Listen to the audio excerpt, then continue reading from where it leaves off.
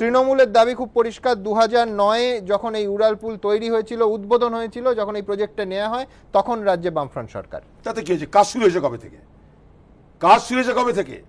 আর যদি 5 বছরে যদি কাজ না হতো আলাদা কথা। যখন বামফ্রন্ট সরকার হাত থেকে আপনি নেন, তখন দেখে নেননি আপনি? তখন দেখে নেননি উড়ালপুলের অবস্থা কেমন? তা তখন যদি দেখে নিন তাহলে ভেঙে দিতেন তখনই। 5 বছর ধরে কাজ করার পর এখন যখন উড়ালপুল ভাঙছে, তখন আপনি নিয়ে আসছেন বামফ্রন্টকে।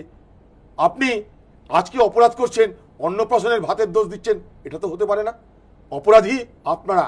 আজকে মুখ্যমন্ত্রী এই ঘটনার পর ওইখানে গিয়ে মাইকে বক্তৃতা দিচ্ছে মানুষকে, ভাষণ দিচ্ছে মানুষকে। যখন আমরা বলছি আর্মি ডাকা হোক, সামরিক বাহিনী ডাকা হোক, যেখানে ফোর্ট উইলিয়ামের সামরিক বাহিনী পাওয়া যায়, সেই সামরিক বাহিনী সেখানে পৌঁছালো 3.5 ঘন্টা পর। আপনি বুঝুন, এই 3.5 ঘন্টা যদি আমরা না ব্যয় করতাম, বহু মানুষকে বাঁচানো যেত। বাংলায় আজ অরাজকতা চলছে, এটা তার সব থেকে জ্বলন্ত প্রমাণ।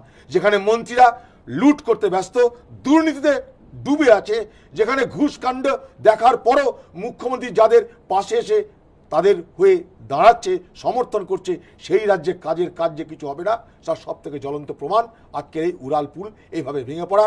নিরীহ সাধারণ পথচারীদের মৃত্যু, বাচ্চাদের, স্কুলের বাচ্চার বাস সেখানটায় নাকি আবর্জনার নিচে পড়ে আছে, স্কুল বাচ্চার বাসের উপরে নাকি সেই পুল ভেঙে পড়েছে। কত মানুষের মৃত্যু হয়েছে আমরা জানি না। এবার চেষ্টা হবে ধামাচাপা দেওয়ার, চেষ্টা হবে দোষ চাপানোর। মুখ্যমন্ত্রী, আপনি এইভাবে দোষ চাপিয়ে লোকের উপরে মিথ্যা কথা বলে বাংলার মানুষকে বিভ্রান্ত করতে পারেন না। আমরা ছাড়বো না, আমি পিআইএল করব। আমি পিআইএল করার মধ্যে দিয়ে এই ঘটনার পূর্ণাঙ্গ তদন্ত চাইব এবং এখানকার নগর উন্নয়ন মন্ত্রক, এখানকার মেয়র, তাদের এই মুহূর্তে অপসারণ এবং গ্রেপ্তার দাবি করছি।